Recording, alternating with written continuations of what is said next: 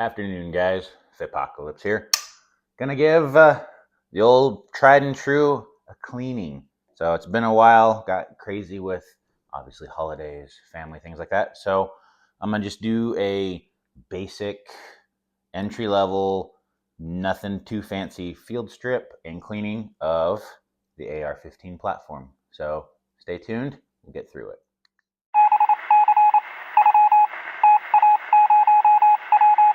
Okay, guys. So the first thing we want to do, as always, make sure our weapon is clear. So I'm going to give it a quick, nothing in there.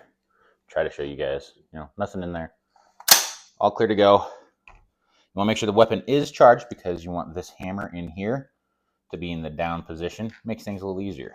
So obviously we're going to remove this pin just on this back side here. Give it a nice little push in. Gives it just enough. And we're going to pull it out. And voila. Yeah, she's a little dirty, but we'll get that taken care of. And for the sake of convenience, I'm actually going to remove my suppressor off.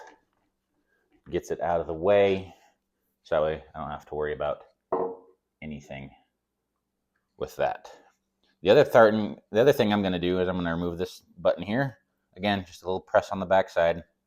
Pull it all the way out. You see it gives away. Then I now have my upper and lower receiver separated.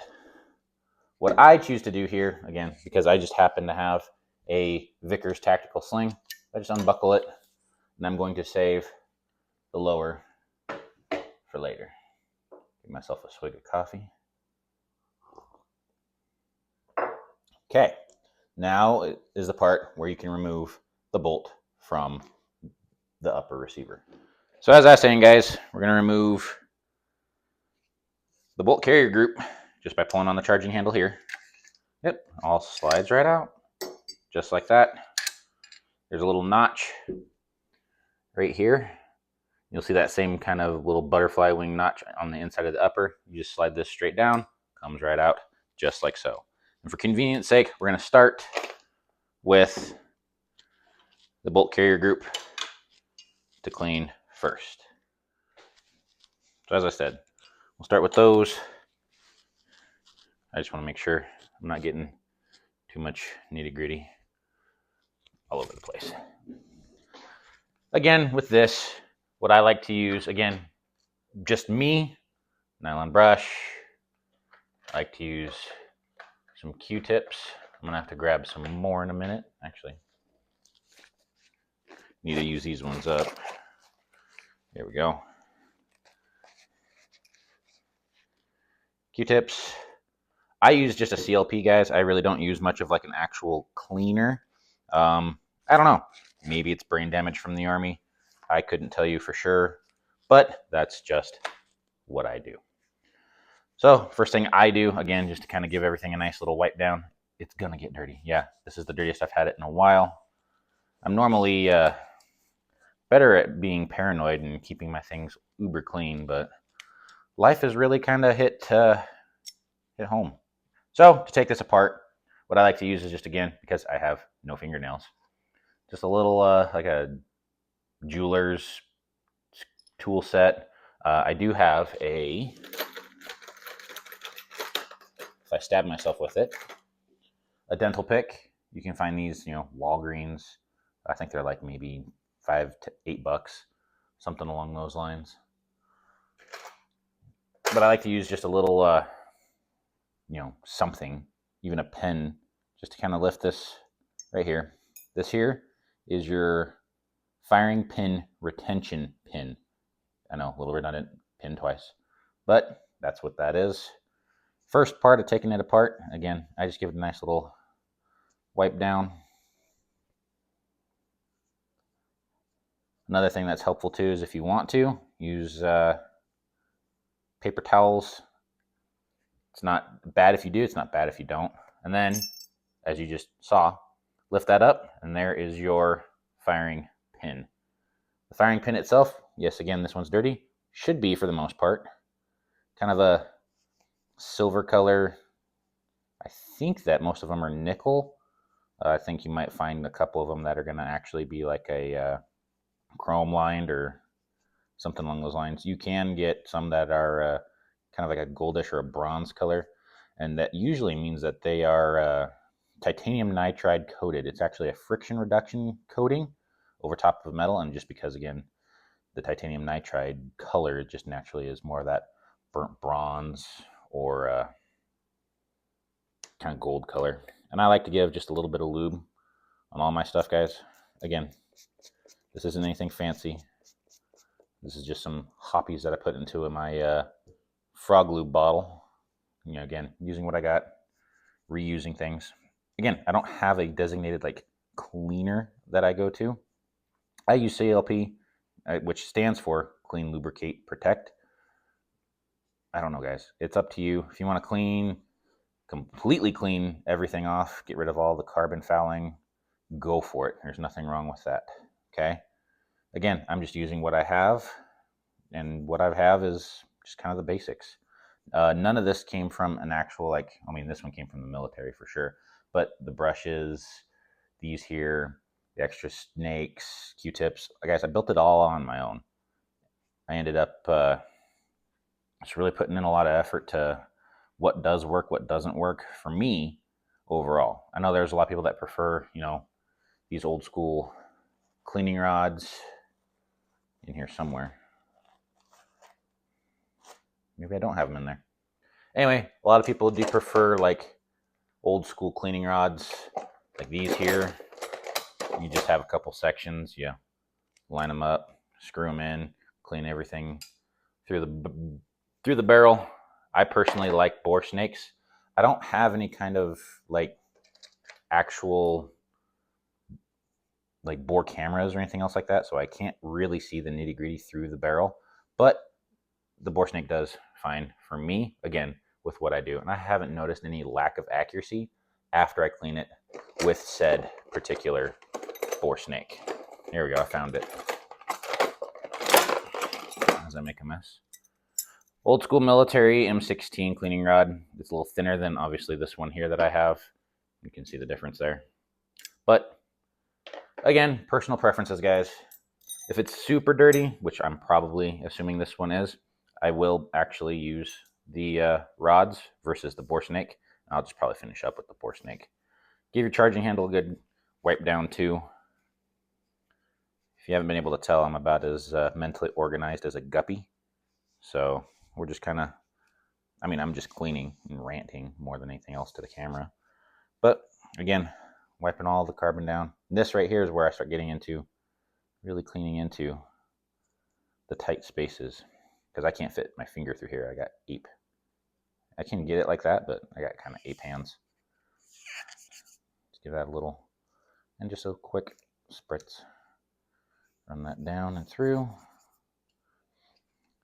And again, just for the sake of moving that oil all over the place. Right, down, around. Really like to get in here. This is that JB Weld Dremel job I did for my gas buster charging handle that I built.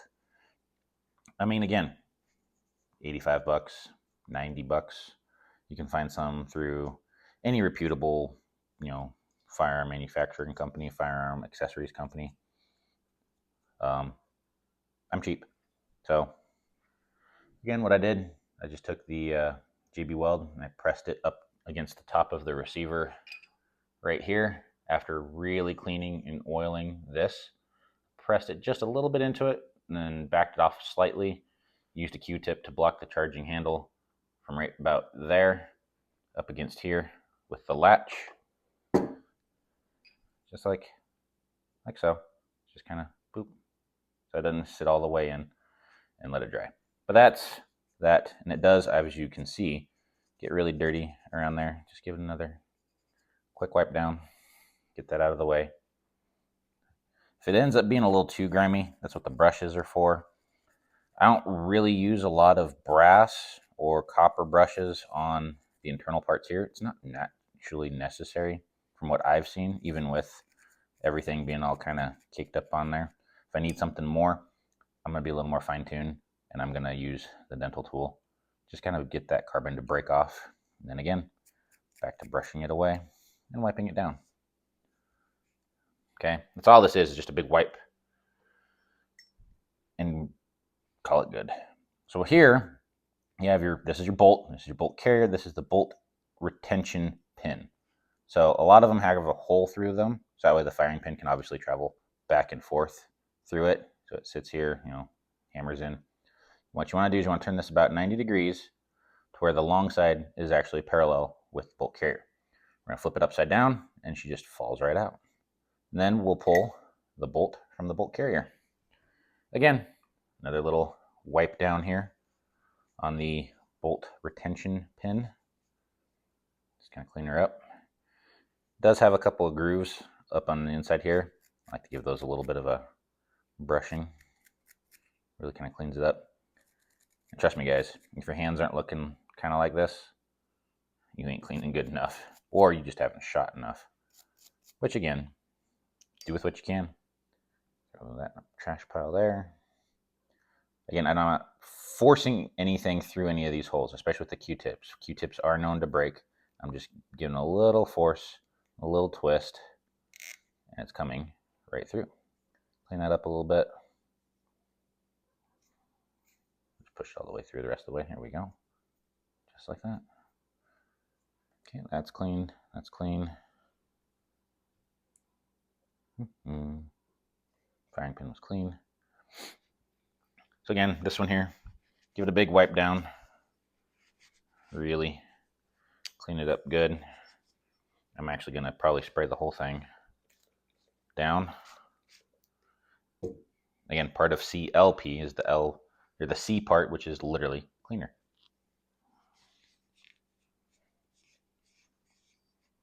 Wipe it good all the way through. And again, if you guys have tiny hands, you can fit your fingers through there. Great, awesome.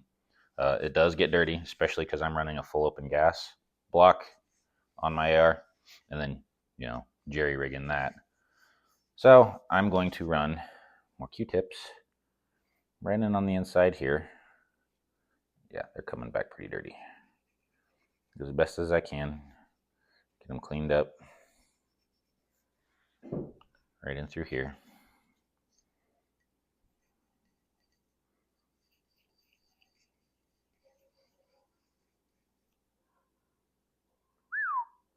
Man, it's been a hot minute, guys. Normally I'm a lot better with making sure my stuff's all cleaned up and ready to go. But again, a lot of people sometimes prefer a piston-driven system like an AK or an HK 416. I guess they call them the M556 for the civilian market from HK. But again, I go through a lot of Q-tips, guys. It's like the best investment you can ever do is have a stockpile of them. But I like direct gas impingement systems. It's what your standard ARs are, mainly because that's what most of the military is issued, is standard M4s, AR15 based platforms. Again, getting into the grooves here, really cleaning that up. But I like the direct gas impingement because it's worked for me. It always has.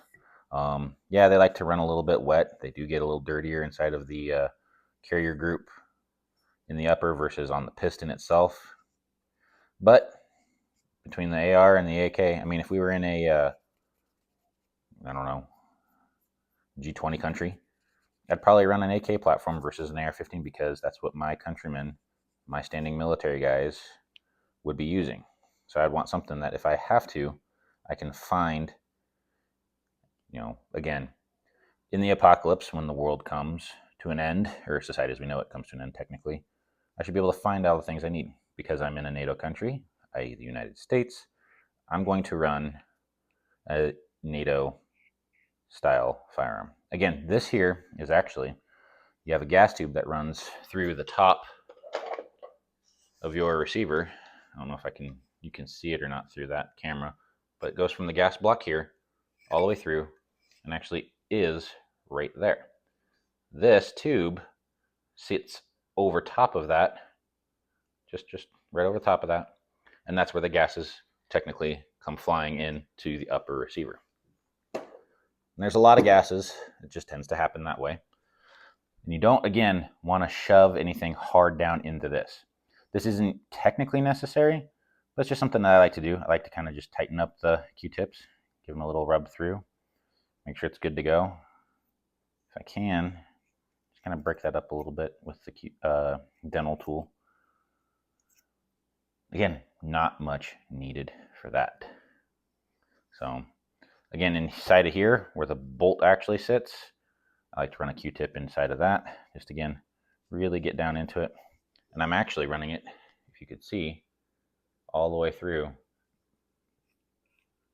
and in and around the entire thing. And yeah, it does get dirty. Give it another little spritz.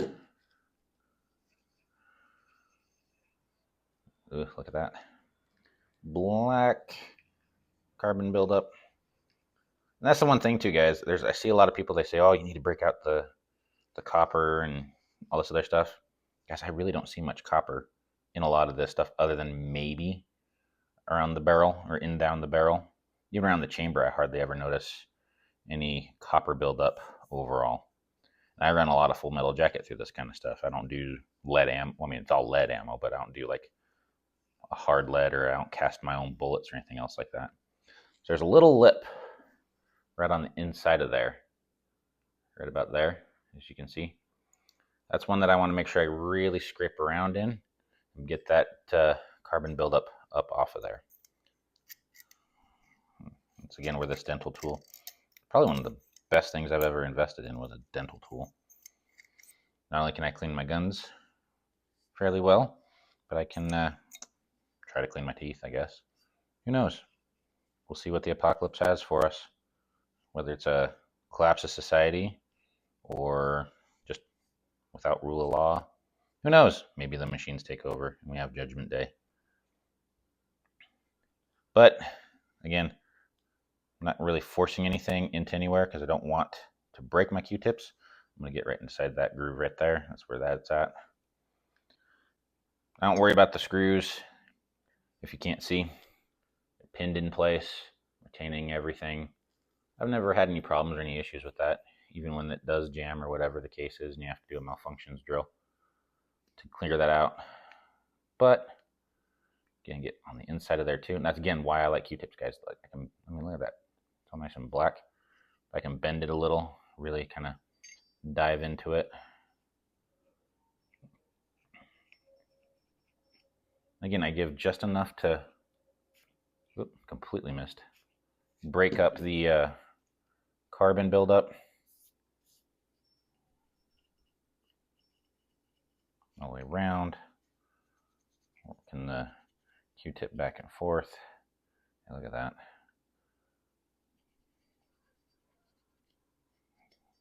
Come in. Honestly, guys, for me, cleaning guns is so therapeutic. Like just going in, making sure everything looks nice, it all runs fine. That's about it for that, guys. This here's where it gets really dirty. So I'm going to take the kind of before look, give it a little spritz. Just like anything in life, give it a little spritz. Wipe it around. Look at that. We got that silver band kind of coming back out. So again, right here with the star, with your chamber being the star chamber, I kind of go in between each tooth here just to make sure it gets all nice and clean. The one thing I do, again, this is about as far as you want to go for a field strip, or if you're not experienced with an AR15, the one thing I do is I always want to take this extractor pin out and I clean up on the inside of it. So here's what I do. I actually take the firing pin itself, push this extractor pin in just enough to kind of get to pop out on this other side, just like that, right there. And I kind of pinch and I pull that pin out. And it's a tiny little pin. Again, just another little quick wipe. It doesn't need much. But there we go. And then what I do, obviously this rolls out. You're going to have your extractor spring right here. And you see kind of how gnarly dirty that is here. You see that clean spot right there on my, let's go my pinky. Right there. And I come here. Look at that. People don't think they get a lot of carbon buildup right there, but they really do. It's one of the kind of overlooked places, especially when I was, especially in law enforcement. Guys, you'd be surprised how many cops don't know how to take one of these apart. And they're issued one. You'd be surprised how many cops don't go out and shoot or don't train for getting their hands on with people. And it's surprising. Like the standards for law enforcement, it's pretty low. But anyway, you want to be careful not to like actually pull this pin off. It's got a little O-ring. There we go. A little spring, O-ring gasket. You want to be careful not to lose that. Is it necessary? Not really. But I want to just be gentle, clean around it. And again, Q-tips. Really kind of get around it. Clean that O-ring a bit. And then put that O-ring back over and call it good. So, and because you got that little claw right here, right there, I'm going to break into that. Again, just not much. And then what I like to do is actually take my brush, just kind of brush in there, get rid of that. That's done. Again, you'll see a lot of buildup in here. Magical Q-tip. Yeah, look at that. Nice and dark, all that carbon.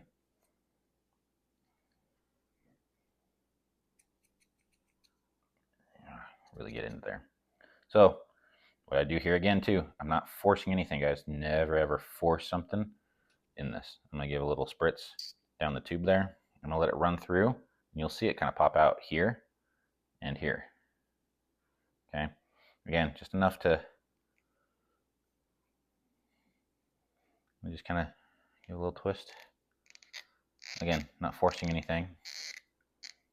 Yeah, you get it stuck in here and you have to try to pull it out. That's a pain in the butt, guys. I'll tell you what. But again, this is just kind of what I do.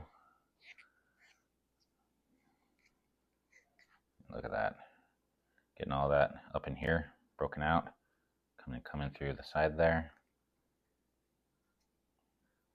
Let's try a fresh Q-tip to really show what I'm doing. You see, I got that little bit of buildup right there. Get rid of that.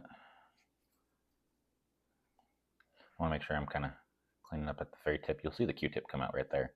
But that's where the firing pin just kind of runs through and then sits about right there. When you finally hit it, it's not much, guys, for that firing pin to really hit that primer. Anyway, and then from here, because I'm pretty much done with everything, getting this cleaned up, I'm going to place my extractor back in. I'm going to line up the holes through. I'm gonna definitely want to give it a squeeze here, okay? Because those holes won't line up unless it's squeezed in. Run that pin. I'm trying to do this so you guys can see more than I can see. But we'll run that pin. Man, goodness. There we go. Right through. Just pop right in. And then again, because it tends to be a little stiff getting all the way through, just back the brush. Apparently that didn't work. Pushed it all the way through. Aha. Okay, try that again.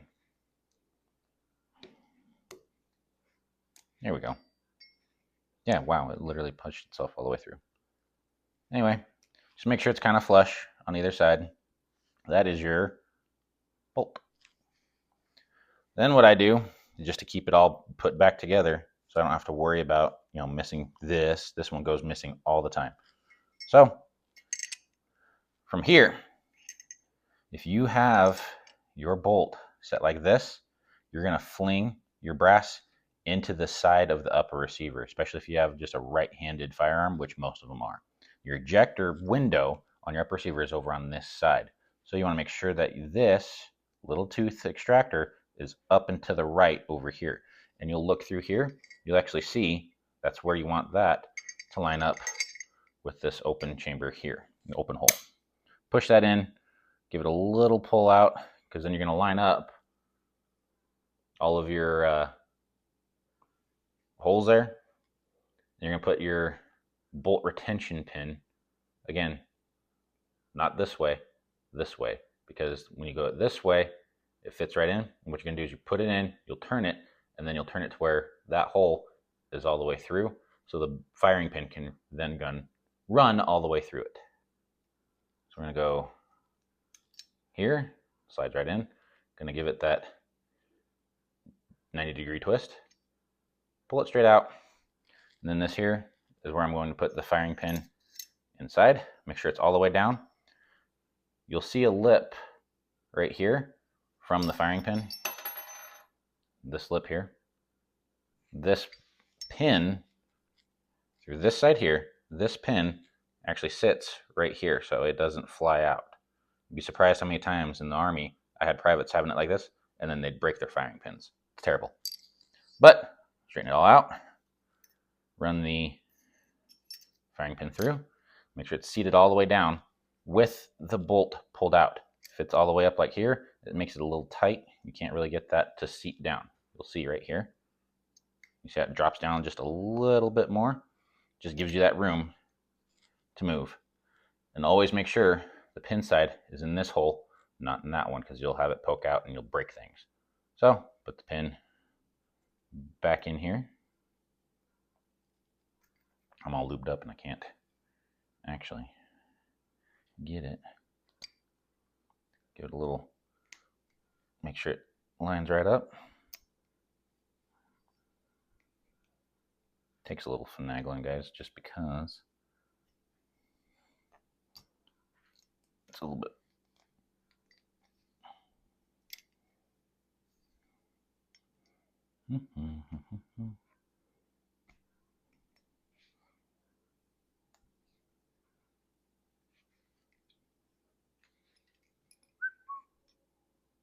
Yeah.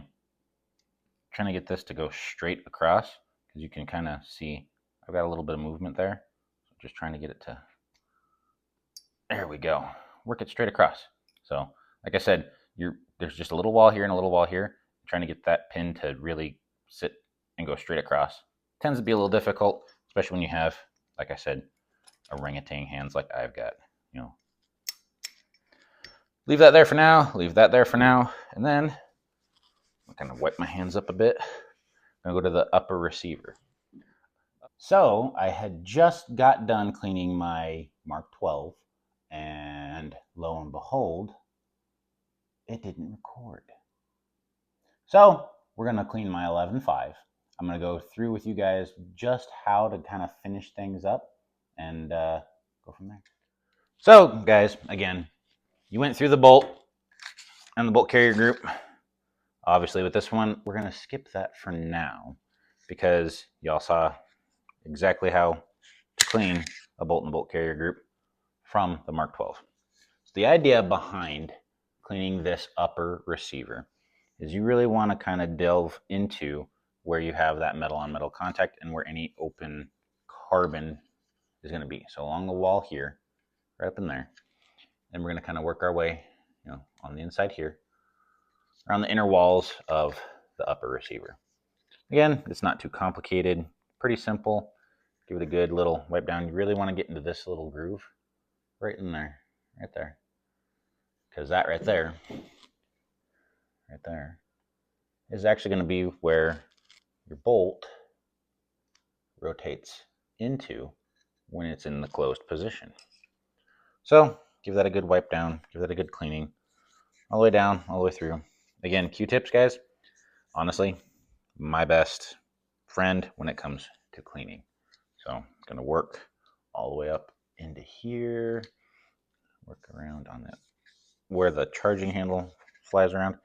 When it comes to the gas tube, guys, right in here, I actually want to get underneath it on both sides. It's going to have a little flex to it, but you don't want to really push hard or damage anything. Just kind of clean up around it.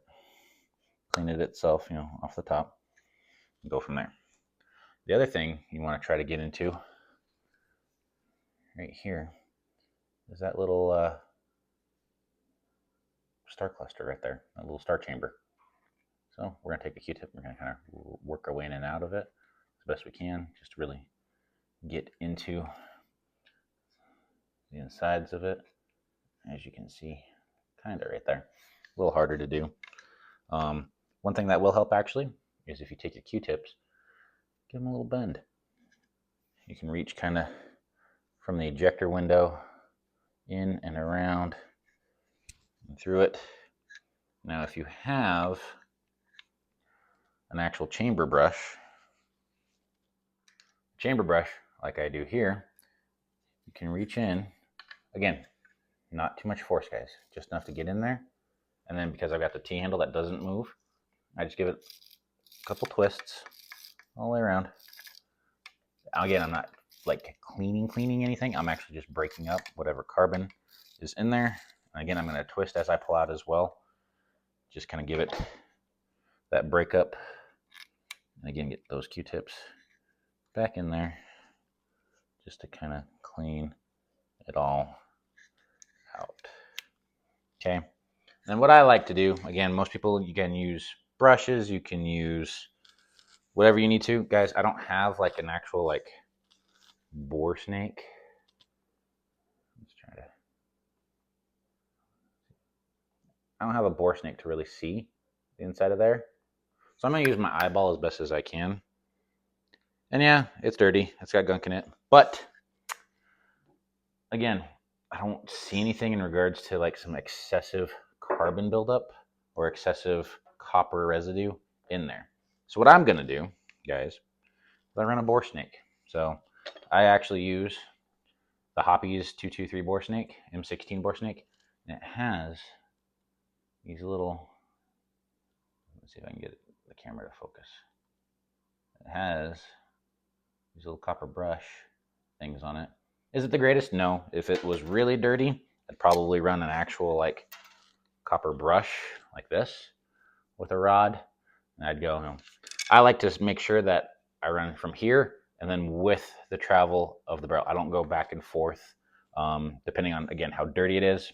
I don't find it very necessary to do, especially because most things are either stainless steel or what's the word I'm looking for? Chrome, moly lined barrels. So I'm just gonna run my bore snake. You see right there's where the little bit of tension. That's where the brass brushes just hit the barrel. I'm gonna give it a nice little pull through. Pull. And then that right there, where the brushes just came out. Right here. I'm just gonna pull it all the way through. I'm gonna do that about 2 or 3 times. Maybe 4 again, depending on how dirty it is. And this one's not terribly dirty. So just, again,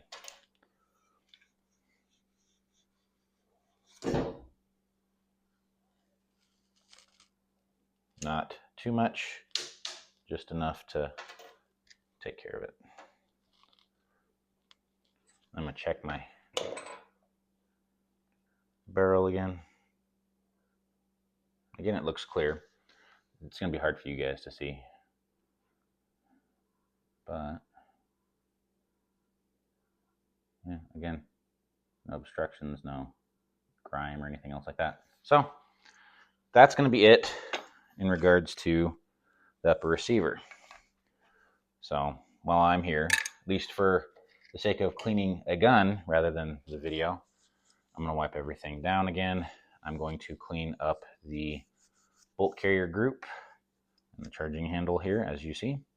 And I'll be with you guys in just a minute for the lower receiver. But you see, guys, the one beautiful thing about AR15s, AK-47s, like, no matter how many of them you take apart and put back together, they're all the same. So, again, getting everything taken apart, cleaning it up, it's no different than what you saw earlier, just putting it together. And like I was saying in the other video that never happened, you'd be surprised how many times I actually had to take a couple of the new law enforcement hires, or even some of the older guys or guys who, you know, a little bit older than me, my age, around that time frame, and actually show them, hey, here's how to take an AR apart to properly clean it. Because they wouldn't, guys. They just never did. They were like, oh, this is so foreign to me. We just need to wipe it down and call it good. Guys, if your life is depending on something like an AR-15, which who knows what the apocalypse is going to have, you might want to see about taking better care of it, especially if that's going to be what potentially saves your life. Like, honestly. And again, this was just a couple incidences here and there, but it still caught me off guard with just how some people didn't bother to take their own safety seriously. And that's most of society today. You have so many people out there who just would rather be the victim of the circumstances than stand up and fight against the evils and tyrannies of the world. So, and I mean, I get it. Like, morals or whatever their morals are. But honestly, guys, no one's going to come save you. You can only count on yourself to save your family. Okay? So law enforcement sometimes is 15, 20 minutes away, even longer in bigger cities. But yeah, people are like, oh, but the cops. Guys, I always found it fascinating when people were like, oh, thin blue line, take care of the cops. If things get bad enough in the world and they decide our Second Amendment isn't worth trying to maintain and they want to take stuff away from it, who's coming to get your guns? The cops. Just saying. But I digress. Anyway, just another random thought as I'm sitting here cleaning my second gun, apparently recording for the first time. But again, making do with what I got. And yeah, I clicked a button. It didn't record. Hey, just means I gotta clean another gun. I haven't been needing to clean guns for a while anyway. So, slap this back together real quick, and I'll show you guys the lower receiver. Okay, guys, now that I've got the blade pulled off, just for the sake of, I don't have like a cutie attachment for my buttstock, and this is gonna be better than fighting with the dang sling. But lower receivers are actually, overall, in my opinion, some of the easiest parts to clean. You know, clean the retention pins here. Give your magazine well a good wipe down. And trust me, the magazine well is gonna need a wipe down, especially depending on if you're running suppressed, if you're overgassed, or if you're just in a dirty environment. Give that magazine well a quick wipe down too. Because I think it's some FBI statistics showed that or some military statistics showed, one of the two. Some place showed a statistic that showed that like 75% of all malfunctions for firearms tended to be the magazine. So in this one here, because it's a SIG lower, actually has a little index side catch. Kind of fancy, kind of different, but it's not standard on most AR-15s. Do I need it? No. Does it come with it? Yes. Is it cool? Absolutely. Anyway, what I'm going to do here is I'm going to wipe down everything on the rim here. I'm going to wipe down the front of the hammer, and I'm actually going to get down deep into the screw or the spring actions here. Give them a good wipe down, okay? And then what I do, I put it on fire, run the hammer forward, and I'm going to give it another good wipe all around, all the way through. Where's my rag? The biggest one too is I want to make sure I've got all the gunk cleaned up and off of where everything latches in together. And I'm going to go and clean in right in here, right up under there. Again, I'm not forcing anything. I'm not pushing through anything, but I'm going to give it a little clean up on the inside. So again, this here doesn't need much, guys. I haven't shot this one much. The Mark 12, she was super, super dirty. So some ARs have it, some ARs don't. Depends on you as a person if you want one or not. But these little rubber fittings right here, it's meant to hold everything tight from the upper and lower receiver. Are they necessary? not terribly. As long as everything's nice and tight, you should be fine. So what I'm now gonna do, after I've got everything lubed up and cleaned up, is I'm gonna line it all up. Again, I'm gonna get the front one in first, because that way it just is good.